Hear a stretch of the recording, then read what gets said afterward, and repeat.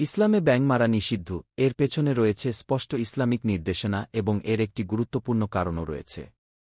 ইসলাম প্রত্যেক প্রাণীর প্রতি দয়া করতে শেখায়। অনেক আলেমের মতে ব্যাঙ নিজ ভাষায় আল্লাহর তাসবিহ পড়ে, তাই তাকে মারা এক প্রকার পাপ।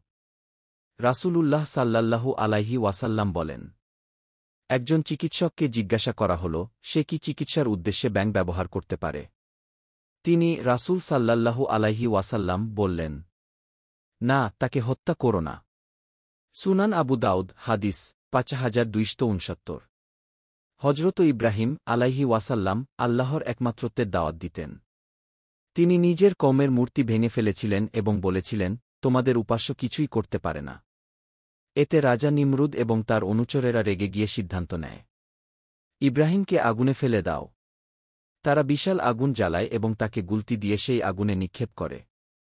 যখন সেই বিশাল আগুন জ্বালানো হয় তখন সকল প্রাণী চুপ ছিল, কিন্তু একটি প্রাণী ছিল যা বারবার পানি নিয়ে গিয়ে আগুন নিভানোর চেষ্টা করছিল, সেটি ছিল ব্যাঙ।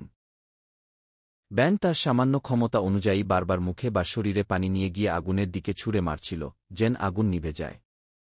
যদিও এতে আগুন নিভে না, কিন্তু তার নিয়াত ছিল আল্লাহর একজন প্রিয় নবীকে, ইব্রাহিম আলাইহি ওয়াসাল্লাম, সাহায্য করা।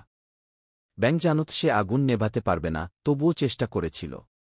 সামর্থ্য যতটুকুই হোক, অন্যায়ের বিরুদ্ধে দাঁড়ানো উচিত।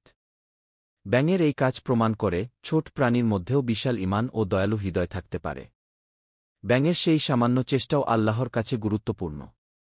হাদিসে চিকিৎসার মতো জরুরি কারণেও ব্যাঙ মারা নিষেধ, যা এর নিষিদ্ধতার গুরুত্ব আরও বাড়ায়।